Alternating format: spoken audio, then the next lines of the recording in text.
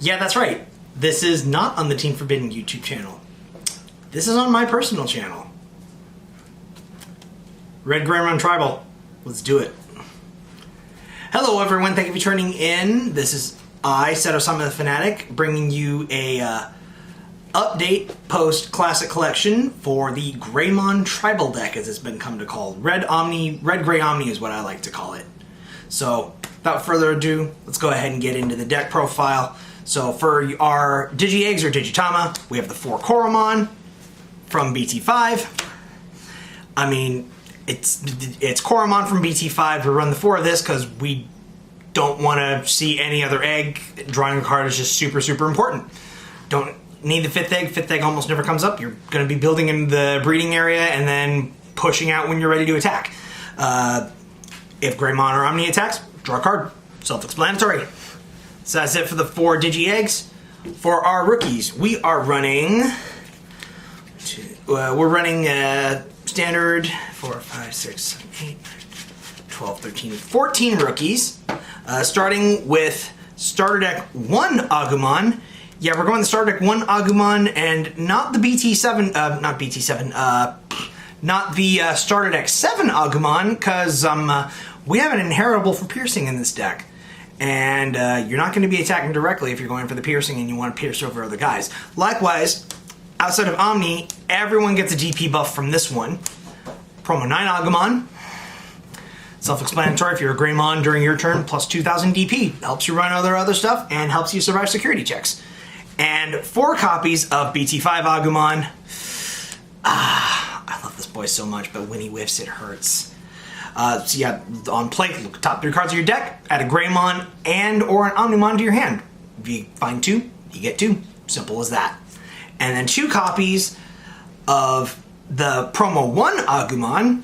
Literally, this is only here, you're thinking, oh, this is a 5,000 play cost with on play deleted 3,000 or less. That's kind of expensive. Yeah, it is. But we have Nokia essentially making it a 3 cost. So that's it for the 14 rookies. We have 12 champions, or 12 level 4s, starting, of course, with 4 copies of Starter Deck 1 Greymon. Best red inheritable, security attack plus 1. I mean, where do you go from there? Alt art as well, because Agumon's my boy, and he deserves the best.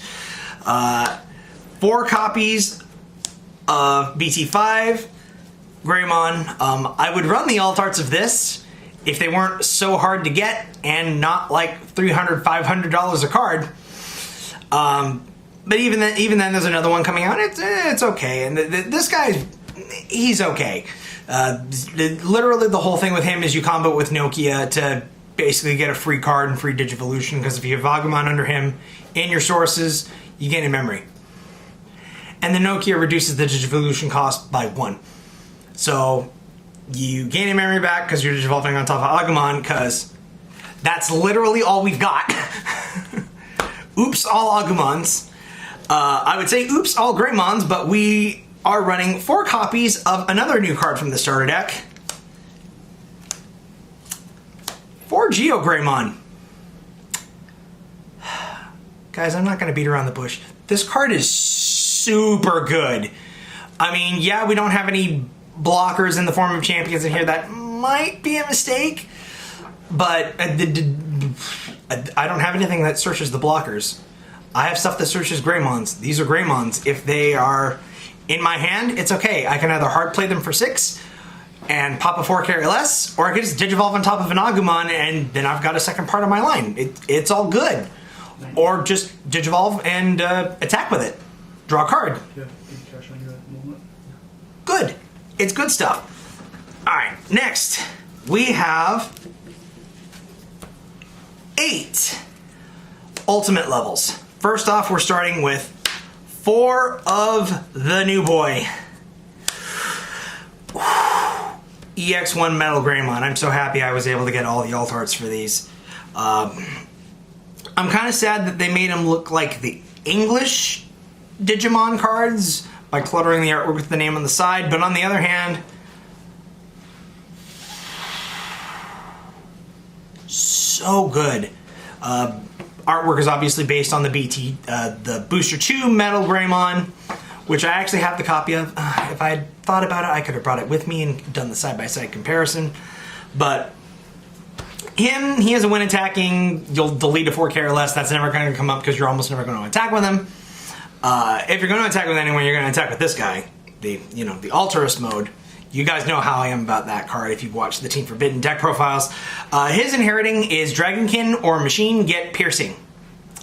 So basically War Greymon. So on top of the Metal Greymons, we have Metal Greymon Alterous mode.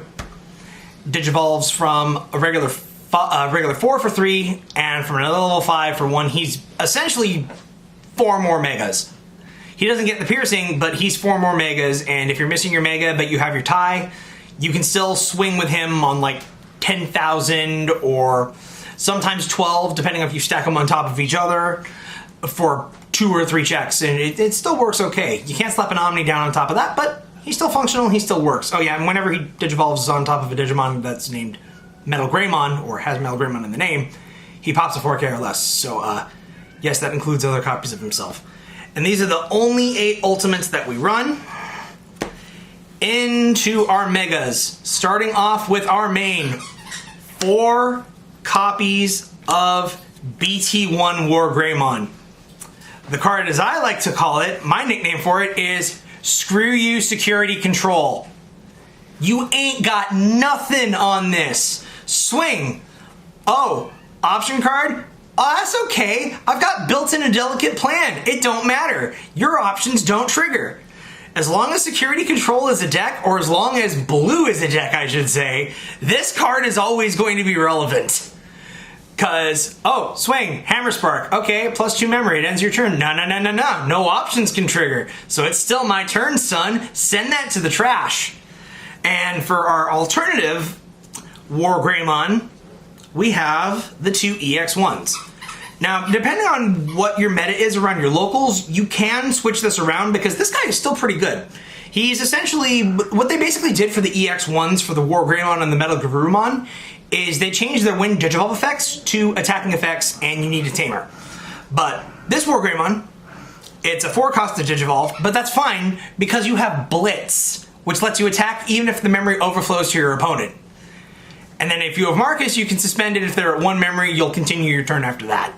But also when he, if you're attacking and you have a Tamer, you get to kill any blocker. So he's essentially unblockable unless your opponent has multiple blockers on board. So good. So good. And for our 2 level 7s, we've got, I mean, 2 Blitz Omni. I mean, it's quite simple. You build up your stacks, so you have a War Greymon that basically checks all their security, slap this down and go for game. That's the strategy right there. I mean, it's Omnimon. You could try and see if you can find room for X Antibody.